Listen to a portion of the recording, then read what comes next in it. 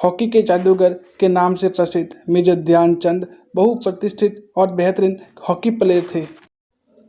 गोल करने की इनकी क्षमता अद्भुत थी और अक्सर विरोधी टीम भारत के इस खिलाड़ी के सामने घुटने टेकते हुए नजर आते थे।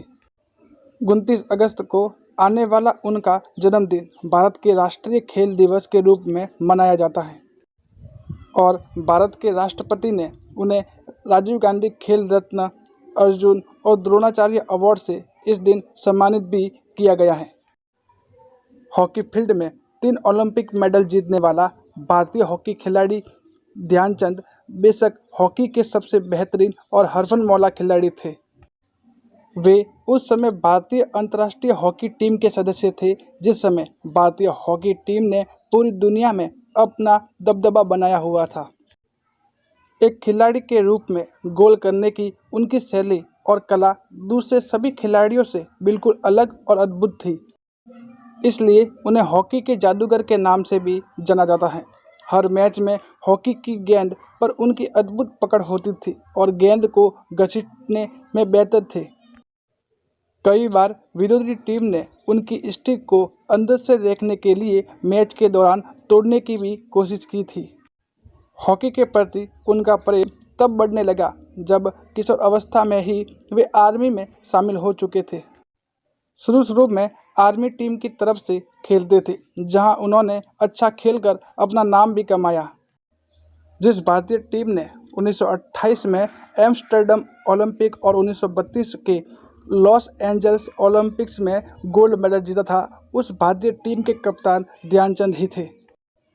1932 के ओलंपिक में भारत का पहला मैच जापान के खिलाफ था जिसे उन्होंने 11-1 से जीता था। इससे सिद्ध हुआ कि भारतीय टीम काफ़ी अच्छा प्रदर्शन कर रही है और सबको यकीन था कि टीम फाइनल में जाकर एक बार फिर गोल्ड मेडल जरूर जीतेगी। ओलंपिक के बाद भारतीय टीम ने यूनाइटेड स्टेट, इंग्लैंड और दूसरे देशों से खेलने के लिए बहुत से इंटरनेशनल टूर भी किए।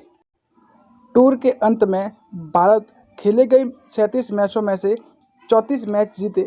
इस टूर में ध्यानचंद जी ने भारत के द्वारा किए गए 338 गोलों में से 133 गोल दागे थे। 1934 में उन्हें भारतीय हॉकी टीम का कप्तान बनाया गया और अपनी कप्तानी में टीम को 1936 के बर्लिन ओलंपिक में ले गए थे और वहां भी उन्होंने अपना जादू दिखाया और भारत को तीसरा ओलंपिक गोल्ड मेडल जिताया। 1940 के अंत तक वे लगातार हॉकी खेलते रहे और फिर इसके बाद 1956 में आर्मी के मेजर के रूप में सेवानिवृत्त हुए। सेवानिवृत्त होने के बाद वे भारतीय टीम के कोच बने। 1956 में 51 साल की उम्र में मेजर के पद पर कार्य करते हुए वे सेवानिवृत्त हुए। इनके बाद उसी साल भारत सरकार ने उन्हें भारत के तीसरे सर्वोच्च सम्मान पद्म भूषण देकर सम्मानित किया। सेवानिवृत्ति के बाद राजस्थान के माउंट आबू में कोच का काम करने लगे। बाद में उन्होंने पटियाला के नेशनल इंस्टीट्यूट ऑफ स्पोर्ट के मुख्य हॉकी कोच के पद को स्वीकार किया और कई वर्ष तक उसी पद पर रहते हुए काम भी किया। ध्यानचंद जी ने अपने अंतिम दिन अपने गांव झांसी, उत्तर प्रदेश, भारत में बिताए थे। मेजर ध्यानचंद की मृत्यु 3 दिसंबर 1979 को all India institute of medical science, Delhi में हुई। झांसी के शहीदों के मैदान पर उनका दाह संस्कार किया गया। मेजर ध्यानचंद जी को मिले हुए अवार्ड और उपलब्धियां। वे उन 3 भारतीय टीमों के सदस्य थे जिन्होंने 1928, 1932 और 1936 के ओलंपिक में गोल्ड मेडल जीता था। अपने हॉकी करियर में उन्होंने तकरीबन 1000 से भी ज़्यादा गोल किए जिनमें से 400 उन्हें अंतर्राष्ट्रीय स्तर पर किए थे।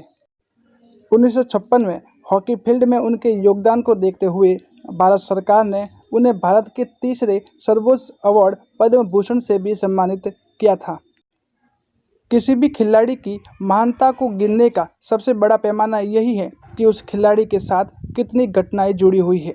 उस हिसाब से मेजर ध्यानचंद का कोई जवाब नहीं है। हॉलैंड में तो लोगों ने उनकी हॉकी स्टिक तोड़वा कर भी देख लिया कि कहीं उसमें चुंबक तो नहीं। यह घटना हमें अंतर्राष्ट्रीय स्तर पर उनकी लोकप्रियता को दर्शाती हैं। वक्त अगर किसी चीज़ को लौटाना चाहे तो बेशक भारतीय खेल जगत मेजर ध्यानचंद को मांगना चाहेगा, क्योंकि उनसा न कोई हुआ है और न हो सकता है और ना भविष्य में कभी होगा।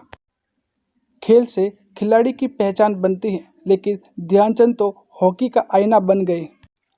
Lesson to take. जीवन में कठिनाइयाँ हमें बर्बाद करने नहीं आती है, बल्कि ये हमारी छुपी हुई सामर्थ्य और शक्ति को बाहर निकालने में हमारी मदद करती है। कठिनाइयों को ये जान ले कि दो आपसे कभी ज़्यादा कठिन नहीं है।